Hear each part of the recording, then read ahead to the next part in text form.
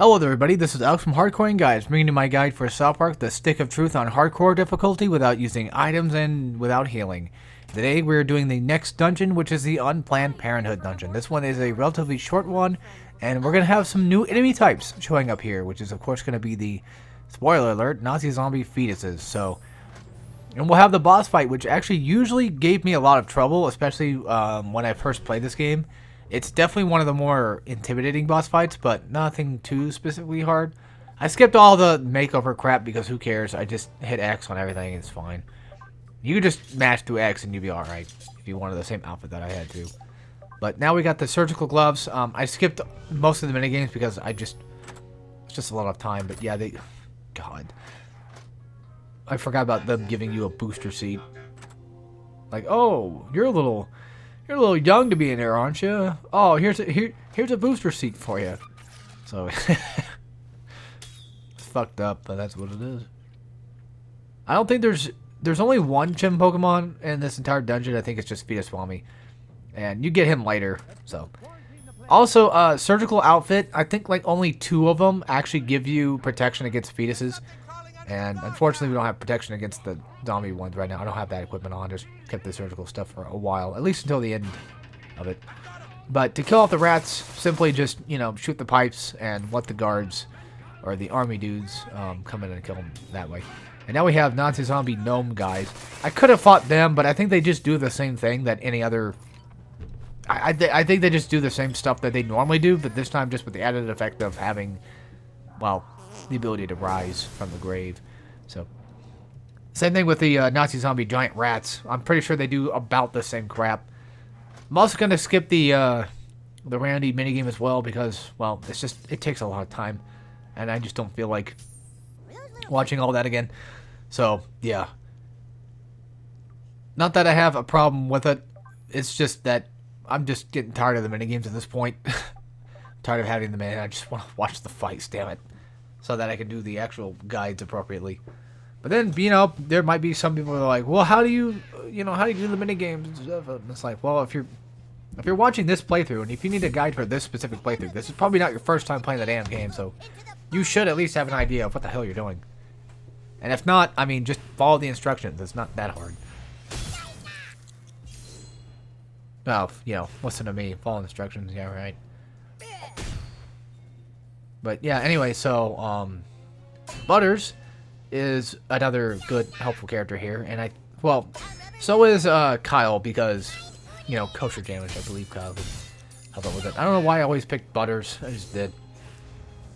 But when it comes to the Nazi zombie stuff, it's usually pretty okay with Butters, and like I said, I believe Kyle could help too, if I'm not mistaken, because kosher in all technicality is still relatively holy damage, and I'm pretty sure Nazi zombies are weak to holy.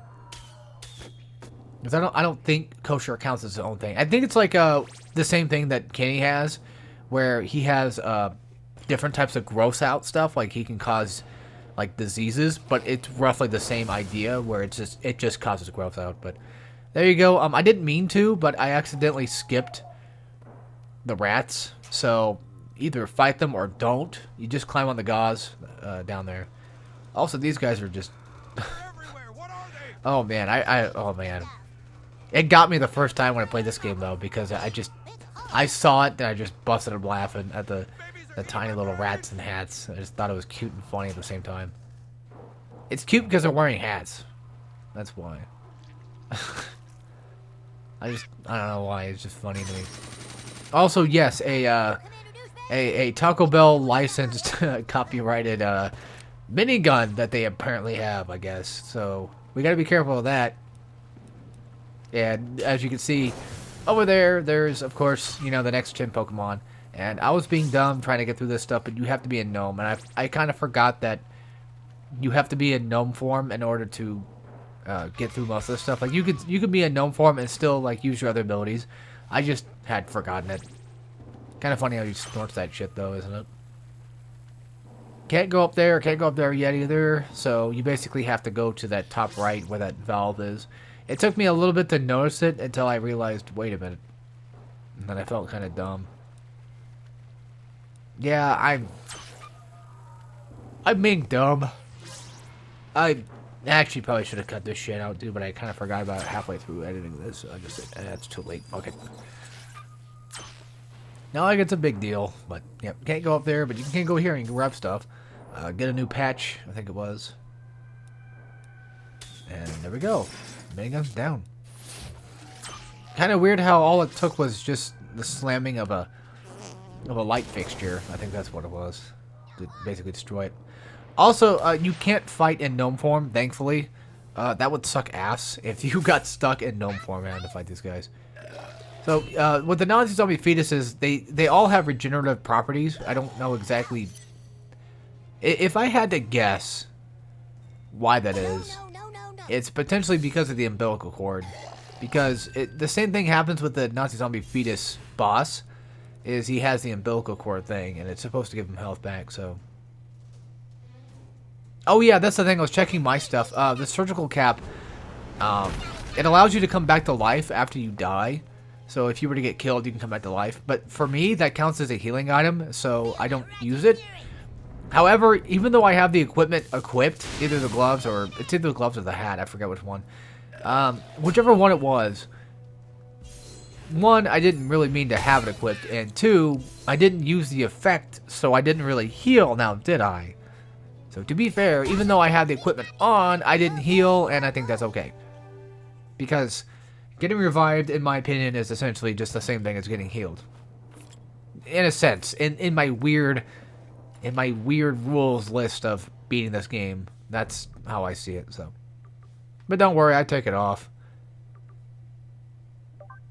It's one of these. I don't remember which one it was, but yeah, I just start re-equipping stuff, and I'm gonna de-equip the makeover crap eventually. It's just I'll skip all that stuff because it's boring to see that. Alright, so here we go. We have the giant Nazi zombie fetus. I don't know why he's giant though, but you have the umbilical cord, and they're both immune, and they both have like, well, I mean, he has boss status, but I don't think the umbilical cord does. So any type of AoE stuff that you can get on them is great. The umbilical cord doesn't have a lot of health anyway, and luckily for us, they don't have a lot of armor, or any at all for that matter. But here's the first time that I finally get, I think, the Chaos Cloak to work. So for those that are curious how exactly the stopping works, you just stop it right when you see it. So keep your eye out for the shielding and then go for it. Or just get lucky, one of the two, I mean. But yeah, there you go. The umbilical cord, even on block, I think still, yeah, he still steals health. And he heals, of course, you know, the boss himself. But like I said, AoE or just any sort of status ailment stuff, like burning and all that, is definitely helpful for this. Especially on the umbilical cord. However, with the umbilical cord, I think he does actually have a chance to come back to life. But he doesn't get a chance anyway. Horn of Irritation works really well. Get that defense down. Oh yeah, we killed it. That's right. So it can't come back, I don't think. Yeah, okay, sweet, nice. I believe it's actually fully dead. It should be. So yeah, either Butters or Kyle would be definitely helpful for this. I recommend Butters only for the fact of having Chaos Cloak. However, you can still, for the most part, like play with anybody and probably still beat the boss. It's just having that extra shielding is really nice. And slowdown, you know, man, I'm telling you, slowdown is your friend. So, also, one thing I'm just doing here because it was, I don't know, it's disgusting, I guess, so I just thought it'd be funny. You basically just break his head and you could fart on it and you get an achievement / trophy for it. So, for those that are going for that, there you go. There's your free trophy achievement thing. I think you have to drag and jump, but let's see. Causes bleeding on perfect. I think, what did I go for? I don't remember. I don't remember even upgrading the bat. Oh, I went for the bleeding. Okay.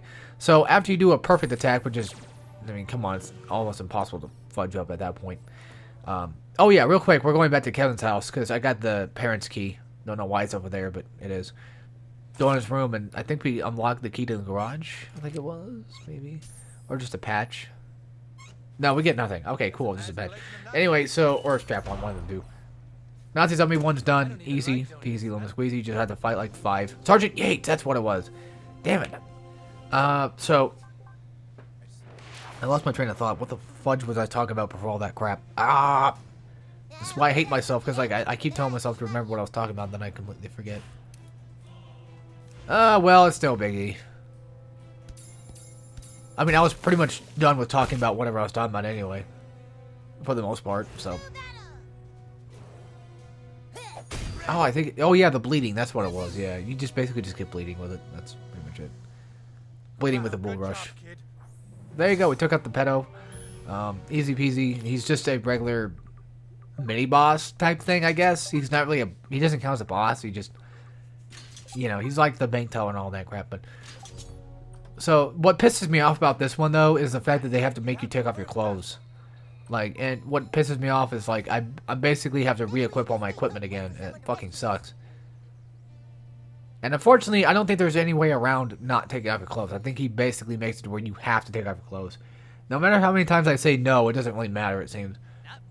Unless, you know, knowing this game, you know, with the Jimmy jokes, maybe it's possible that there's more to it than that. I don't know. But anyway, so next episode, we're heading into Canada. So, as always, I'll see you guys then. Take care, everybody.